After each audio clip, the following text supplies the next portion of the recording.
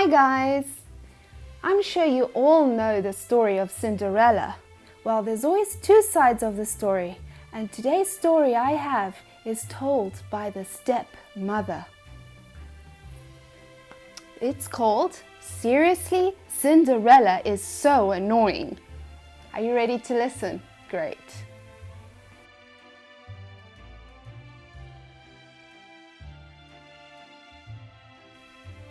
You must have heard of me, the wicked stepmother. Not true. It's just another one of Cinderella's wild stories.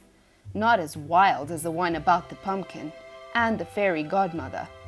The real story, the true story, began with some chatter and some dust. All I ever wanted was a husband and a mansion. Before I married Cindy's father, my two darlings and I had met Cindy only a few times. The girl had seemed normal then. After I married Cindy's father, my darlings and I moved in. When I had just one foot on the front step, my dear husband kissed me goodbye and said, "I'm off on business." "He leaves often," Cindy said. "but the animals stay put.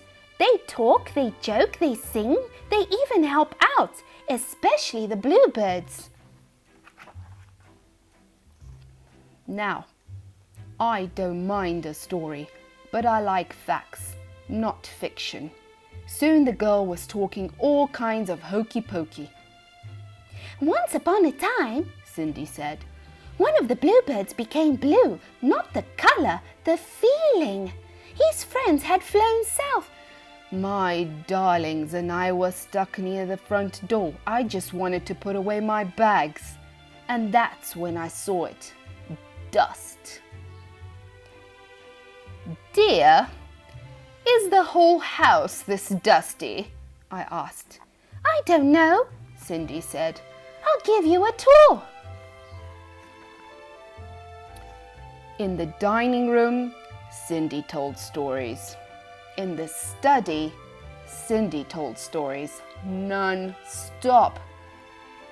"Girls," I said, "time to get to work. This place needs a good cleaning." "Once upon a time, when I was cleaning," Cindy started. Oh boy! Cindy mopped the floor, but she finished so fast my darlings had barely started. "Did you know robins and sparrows are my friends?" she said.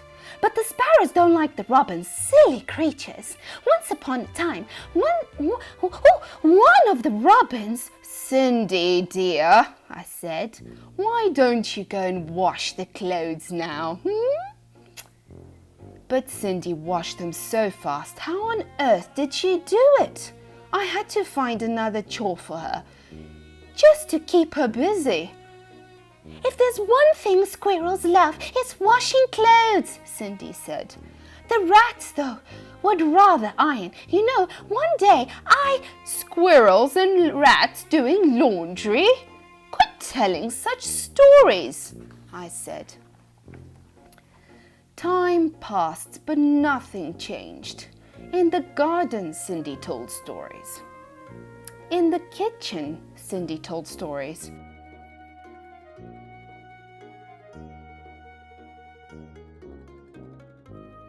At dinner, I couldn't hear myself think. "Dear, please," I said, "stop talking." But Cindy didn't stop.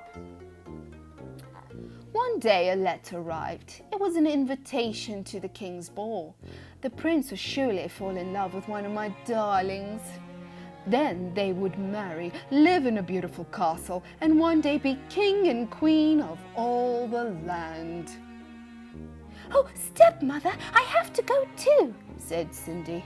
"Once upon a time, a girl and a prince—" And then, just like that, Cindy lost her voice. Imagine, it had to be from all that storytelling.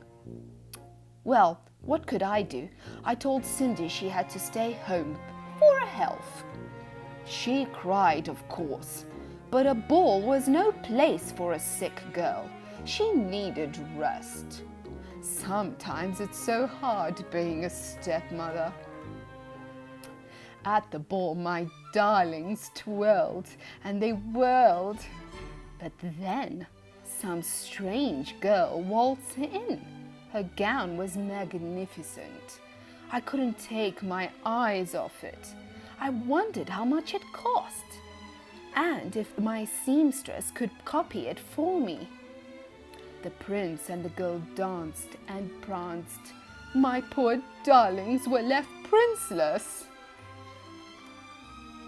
A few days later, the prince made an announcement. A glass slipper had been left at the castle. The prince would marry the girl whose foot it fit. Our big chance. After visiting every other mansion in the neighborhood, the prince's valet arrived at our door. Me, said one of my darlings.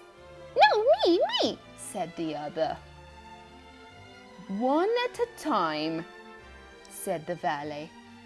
Each girl tried, but the shoe didn't fit. Then Cindy pushed out a whisper.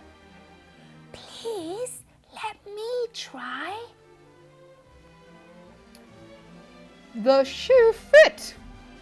Cindy pulled the match out of the pocket. What? My darlings cried.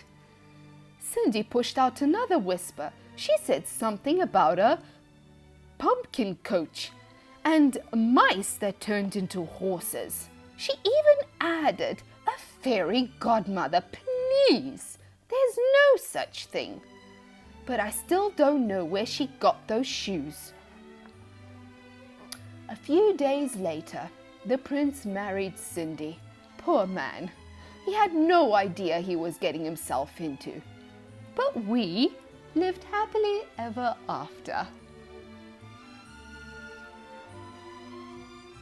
I hope you enjoyed that story. It was interesting what the wicked stepmother side of the story was. I wonder what you think. Why don't you put in a comment to let me know? Until then, bye!